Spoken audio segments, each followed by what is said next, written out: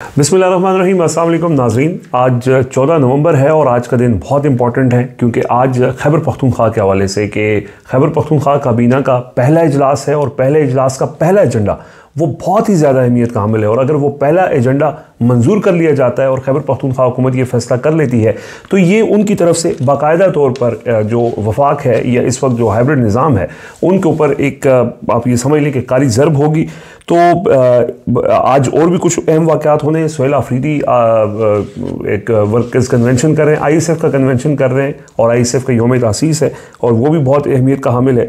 आज ही के दिन जो इस वक्त 27वीं तरमीम के ऊपर जो रिएक्शन है वो भी आज फुल कोर्ट का इजलास भी है, मजीद इस्तीफ़ों का भी इम्कान है। और इस पे हम पहले लास्ट वीडियो में तफसील से बात कर चुके हैं। क्या जस्टिस याहिया खान मुस्ताफ़ी हो सकते हैं, नहीं हो सकते, और इस्तीफ़ों के हवाले से, तहरीक के हवाले से। और इसी पे सिंध बार एसोसिएशन ने आज से ही एक तो हड़ताल कर रहे हैं और अब वो कन्वेंशन भी करने जा रहे हैं और आइंदा का लाए अमल भी देने लगे। हाँ, तो पहले ज़रा मैं इसके ऊपर सुहेल आफरीदी के हवाले से, पेशावर में हम मौजूद हैं, तो आज वफाकी काबीना का इजलास, सूबाई काबीना का इजलास है और सूबाई काबीना के इजलास का एजेंडा नंबर 1 सबसे इंपॉर्टेंट है। दीगर एजेंडाज भी हैं लेकिन अगर एजेंडा नंबर 1 जिसको खैबर पख्तूनख्वा का जो अम जिरगा है उसने बाकायदा उसकी मंजूरी दी है और उसी मंजूरी की रोशनी में अगर वो सूबाई काबीना भी ये मंजूरी दे देती है तो कितना ये अहमियत का हामिल हो सकता है। सिद्दीक जान साहब जरा इसके ऊपर तफसील से रोशनी डालें। देखिए, एक तो सुहेल आफरीदी साहब ने जो उनके ऊपर FIR हुई, उस FIR को जूतों के नीचे, अपने पाँव के नीचे रौंद डाला है। उनके ऊपर एक FIR की गई और कहा गया कि टाउट्स के ज़रिए धमकियां दिलवाई गई और कहा गया कि वो इस्लामाबाद आएंगे, पिंडी आएंगे तो उनको अरेस्ट कर लिया जाएगा। कल वो पूरा दिन अडयाला के बाहर मौजूद रहे और मजबूत आसाब के साथ मौजूद रहे और उसके बाद इस वक्त भी वो इस्लामाबाद में मौजूद हैं और वो वापस नहीं आए। आज वो क्योंकि हमारी ये वीडियो हम रिकॉर्ड तो थोड़ा सा पहले कर रहे हैं लेकिन ये जिस टाइम लगनी है उस वक्त तक शायद वो इस्लामाबाद से रवाना हो चुके हों, पेशावर आ चुके हों या रास्ते में हो। उसकी वजह यह है कि आज जो आपने कहा KP काबीने का पहला इजलास भी है। देखें, सुहेल आफरीदी एक तो कल छठी बार गए, उनकी इमरान खान साहब से मुलाकात जो है वो नहीं करवाई गई और फिर सुहेल आफरीदी साहब ने कल तहरीक तहफ़्फ़ुज़ पाकिस्तान की क़यादत से भी मुलाकात की और ये मुलाकात बहुत अहमियत की हामिल है क्योंकि चीज़ें बहुत तेज़ी से डेवलप हो रही हैं। जिस तरह से हमने पहले भी बात की थी कि कोई पता नहीं है कि किसी भी लम्हे कोई भी बड़ा ऐलान, कोई बड़ा फ़ैसला सामने आ जाए। जिस तरह से अब इन्वायरमेंट बन रहा है, जिस तरह से एक अनसर्टेनिटी में इजाफा हो रहा है, जिस तरह से पॉलिटिकल टेम्परेचर में इजाफा हो रहा है, जिस तरह से एक नया महाज खुल गया अदलिया वाला, अगर कोई जानदार वकला तहरीक शुरू हो जाती है, तहरीक तहफ़्फ़ुज़ पाकिस्तान आज जुमे के बाद एहतजाज भी उन्होंने अनाउंस किया हुआ है, तो इस सारी सूरत हाल में ना चीज़ें बड़ी तेज़ से डेवलप हो रही हैं। और फिर जो आपने ख़ुद कहा, फुल कोर्ट मीटिंग से कोई क्या जस्टिस याहिया खान मुस्ताफ़ी हो जाते हैं, कोई और जज मुस्ताफ़ी हो जाता है, हाई कोर्ट से इस्तीफ़े आ जाते हैं, वकला तंजीमें क्या अनाउंस करती हैं। आज लाहौर जो हाई कोर्ट बार है, लाहौर बार है, उनकी भी मीटिंग्स हैं, तहरीक इंसाफ की भी मीटिंग है, तहरीक तहफ़्फ़ुज़ पाकिस्तान की भी आज मीटिंग है, ये जजेस मंसूर अली शाह साहब और अतर मिल्ला साहब क्या करते हैं वो भी है। देखिए, मैं तो ये देख रहा हूँ कि अब ये हो नहीं सकता कि तहरीक आगे ना बढ़े और ये टेम्परेचर मुझे तो और बढ़ता हुआ नज़र आता है, कम होता हुआ नज़र नहीं आ रहा। फिर सुहेल आफरीदी साहब के जिस तरह के बयानात हैं, जिस तरह के इक़दाम हैं, जो आपने बात की, जो उनका आज जो काबीना का इजलास है जिसमें वो ये कह रहे हैं कि जो एक कानून है, जिस कानून के तहत KP में मिलिट्री ऑपरेशन हो रहा है और उस कानून को पेशावर हाई कोर्ट ने कलअदम करार दे दिया था और उसके बाद जब KP हुकूमत ने उसके ऊपर अपील की थी, सुप्रीम कोर्ट ने उसको पेशावर हाई कोर्ट के फैसले को मुअत्तल कर दिया था। अगर वो अपील वापस ले लेती है KP की गवर्नमेंट, आज ये काबीना में फैसला हो जाता है तो फिर वो कानून ही ख़त्म हो जाएगा, हाँ, जिसके तहत KP में ऑपरेशन हो रहा है। और ये एक ऐसा इकदाम होगा जो बहुत बहुत बहुत इंपॉर्टेंट होगा। हमारी कल रात को भी आप मौजूद थे जब हमारी जो जहाँ के जर्नलिस्ट हैं, बड़े सीनियर, उनके साथ मुलाकात हुई। उन्होंने कहा कि अगर सुहेल आफरीदी ये करते हैं तो ये इतना बड़ा इकदाम होगा जो पिछली 3 हुकूमतें नहीं कर सकें KP के अंदर। उन्होंने कहा कि ये इतना स्ट्रॉन्ग मैसेज होगा। इससे पहले सूबाई असम्बली का जिरगा करना, तमाम पॉलिटिकल पार्टीज़ को ऑन बोर्ड लेना, ऑपरेशन के हवाले से उसमें खुल के बात करना और अमन की बात करना और अफ़गानिस्तान पॉलिसी वफाक की जो है उसको क्रिटिसाइज़ करना, ये कहना कि रास्ते खोले जाएं, फिर वफाक से अपना हिस्सा मांगना, जो फंड्स हैं वो मांगना, ये सारी चीज़ें करना, फिर गवर्नेंस के ऊपर भी उनके फोकस है। तो देखें, सुहेल आफरीदी से जो हमारी उनसे भी मुलाकात हुई, उन्होंने भी कहा है कि हर आने वाले दिन के साथ मेरी मज़ामत को आप आगे बढ़ते हुए देखेंगे। उन्होंने कहा कि मेरे पास एक कदम भी पीछे हटने का मौका नहीं है। उन्होंने कहा जिस दिन मैं एक कदम भी पीछे हटा तो मैं कुचला जाऊँगा, ये मेरे ऊपर से गुजर जाएंगे मुझे रोनते हुए। उन्होंने कहा कि मैं मज़ामत बढ़ाता चला जाऊँगा, मैं टेम्परेचर बढ़ाता चला जाऊँगा, मैं इस लड़ाई को जो मेरे सूबे की है, यहाँ के अमन की लड़ाई है, यहाँ के हकूक़ की लड़ाई है, यहाँ के फ़ंड्स की लड़ाई है, मेरे लोगों के मुस्तकबिल की लड़ाई है, हर आने वाले दिन के साथ मैं इस लड़ाई को आगे लेकर जाऊँगा। और आज जो काबीना का इजलास है जिसमें से उन्होंने जो एक नई गाड़ी वाला मामला है वो भी निकलवा दिया, और मैं चाह रहा हूँ कि आप पहले ये भी बता दें कि जो उनके और जो कल अडयाला के बाहर बयानात थे, ताकि उस पर फिर हम थोड़ी सी और बात कर लेंगे। देखिए, एक तो उन्होंने बड़ी इंपॉर्टेंट बात की है और इस पे जाहिर है कि कल हमने जाहिर उनसे मुलाकात के अंदर भी गुफ्तगू की थी, कुछ चीज़ें ऑफ द रिकॉर्ड थी, लेकिन जो उनके ऊपर FIR का मामला है ना, उसके ऊपर उन्होंने जो गुफ्तगू की, उन्होंने ये कहा कि ये FIR नो बॉल पर फुल टॉस इन्होंने मुझे दी है, और अगर मैं इसके ऊपर रद्द-ए-अमल दूँ वो बहुत ज़्यादा डैमेजिंग होगा, लेकिन ये मैं अभी करना नहीं चाहता। ये देखें, वही बात के वो ये बात करते हैं कि मेरे मुखालफीन ने क्या करना है ये तो मुझे पता है, लेकिन मैंने क्या करना है ये उनको नहीं पता। तो ये एक बड़ा उनके पास एक सरप्राइज़ है।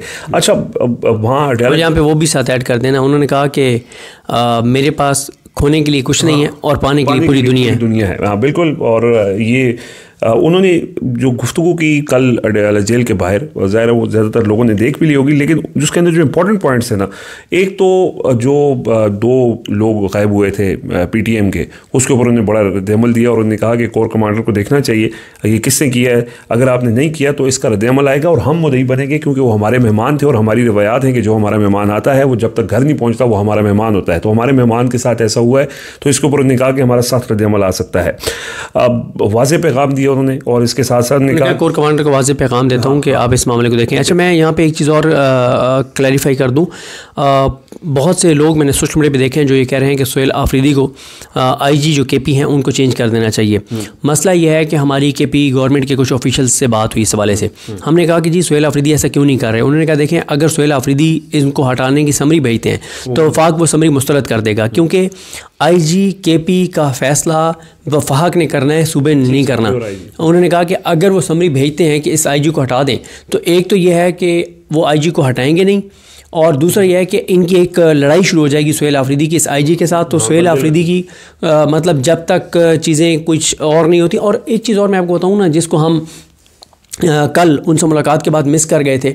सोहेल आफरीदी साहब कहते हैं कि वो इतने कॉन्फिडेंट नज़र आते हैं, इतने कॉन्फिडेंट नज़र आते हैं कि वो कहते हैं कि जिस तरफ मैं चीज़ों को लेकर जा रहा हूँ ये मेरे सामने सरेंडर करेंगे, ये मेरे साथ, मैं इनको शिकस्त दूंगा। या वो कहते हैं 3 ही चीज़ें होंगी, या ये मेरी इमरान खान से मुलाकात करवाएंगे और मेरे साथ बैठ के बात करेंगे और मेरी बातों को आराम से सुन के, जो हम सूबे के अमन की बात कर रहे हैं उसके ऊपर आराम से हमारी बात सुन के हमारे साथ इत्तफाक करेंगे कि सूबाई असम्बली को एतमाद में लेंगे। वो कह रहे हैं कि यार मैं ये नहीं कह रहा कि PTI को एतमाद में लो, मैं ये नहीं कह रहा कि KP हुकूमत को सिर्फ एतमाद में लो, मैं कह रहा हूँ सूबाई असम्बली को एतमाद में लो जिसमें तमाम पार्टियों की नुमाइंदगी है, अलामी में भी शामिल है। दूसरा वो कह रहे हैं या ये है कि ये मेरे साथ बैठ के बात करेंगे और हमारी जो मोहब्बत से की गई बात है, उससे लॉजिक से की गई बात है, उससे इत्तफाक करेंगे, या ये है कि ये मेरे सामने सरेंडर करेंगे, या ये है कि मैं इनको शिकस्त दूंगा।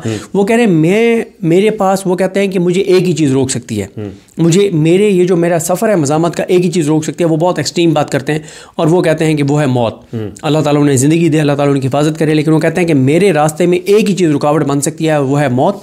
उससे पहले मैं कहीं नहीं रुकने वाला। जो इमरान खान ने मुझे दिया है, उन्होंने ये कहा कि मैंने ये बात, ज़ाहिर है एक मीडिया पे बात होती है कि इमरान खान ने मुझे 2020 टीम का कहा है कि मैं बैट्समैन हूँ, ओपनर हूँ। कहते हैं कि मेरे तक जो इमरान खान साहब को पैगाम पहुँचा उसमें कैटेगरी के लिए बात नहीं है। यानी ये बात मीडिया पे तो हुई कि इमरान खान ने मुझे 2020 के ओपनर के तौर पे उतारा है कि मैं छक्के ही मारूं, चौके मारूं, सिंगल डबल नहीं लेने और बाल रोकनी नहीं है। लेकिन वो कहते हैं कि मैं इंतज़ार में हूँ कि कैटेगोरिकल खान साहब का मुझे ये पैगाम आए कि T20 खेलना है, वनडे खेलना है, टेस्ट खेलना है। वो कहते हैं मैं सिर्फ इमरान खान के इस इंतज़ार में हूँ कि मैंने फ़ैसला करना है तो फिर मैंने फ़ैसला करना है। तहरीक तहफ़्फ़ुज़ पाकिस्तान ने अभी उनको मैंडेट दिया है, उन्होंने फ़ैसला करना है।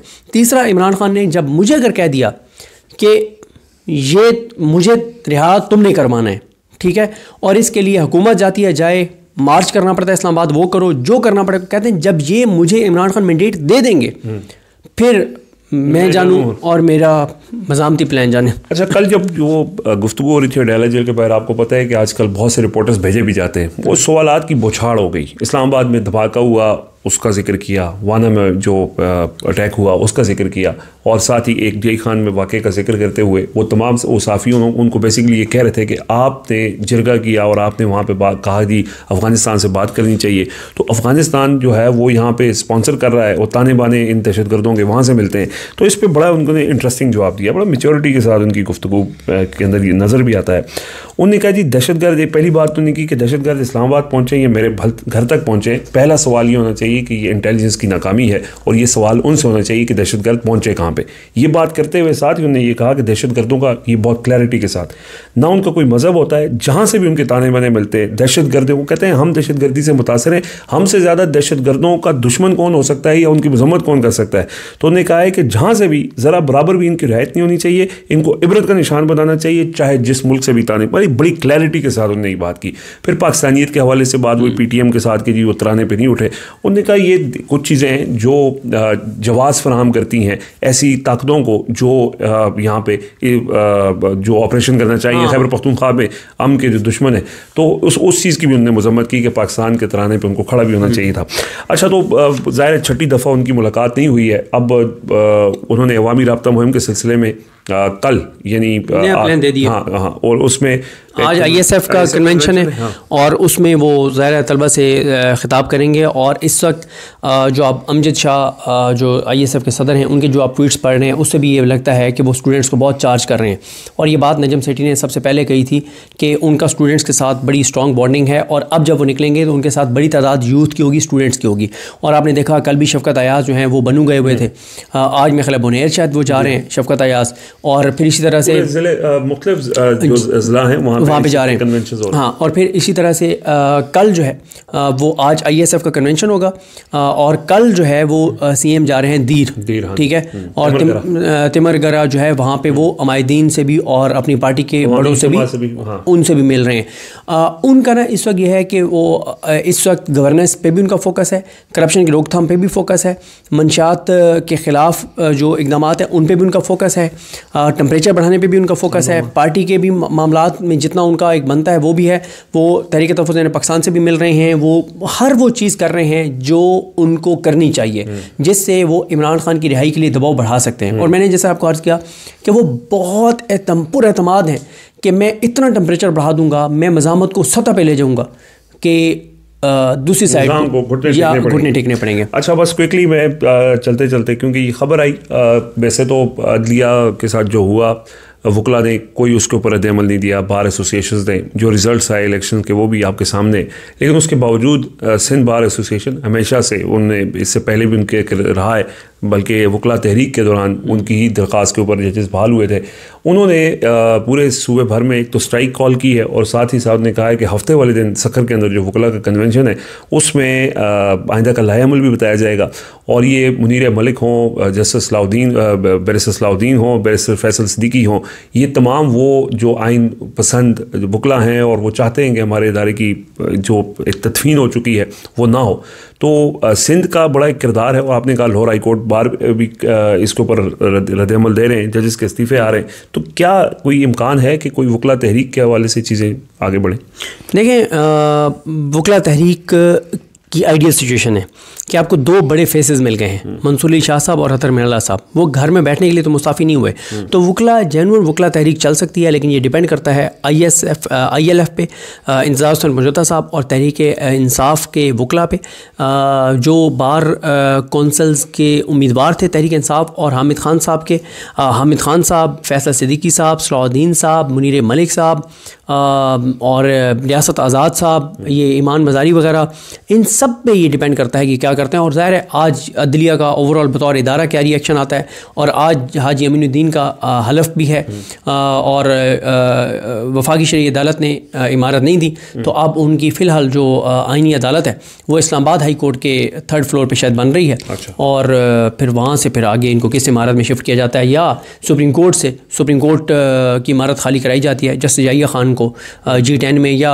कचहरी में, मतलब या कोई खो शोखों में जाके, मतलब जब आपकी हैसियत और औकात और आपका जो इख्तियार वो सिविल जज से भी नीचे है, तो फिर सिविल जज से ज़्यादा बदतर हालत में आपको बिठाना चाहिए ना। इतनी बड़ी इमारत, खूबसूरत इमारत में आपको क्यों बिठाना चाहिए? वैसे भी मुतालबा है कि उस इमारत को शायद कोई मार्की शार्की या दस्तूर मार्की के नाम से, देखिए मार्की तो नहीं वो बन सकती। मैंने कहा था कि पब्लिक वॉशरूम्स की रेड जोन के अंदर बहुत कमी है। हाँ ठीक है। बहरहाल ये दिन आज का इंपॉर्टेंट है जी, और उसके अंदर जो भी सूरत चूँकि लम्हा बलम्हा बदलती है, आने वाला हर दिन इंपॉर्टेंट है, टेम्परेचर बढ़ता चला जाएगा और डेवलपिंग सिचुएशन है। जैसे जैसे अपडेट्स आएंगी आपसे शेयर करते रहेंगे। अपना फीडबैक ज़रूर दीजिएगा।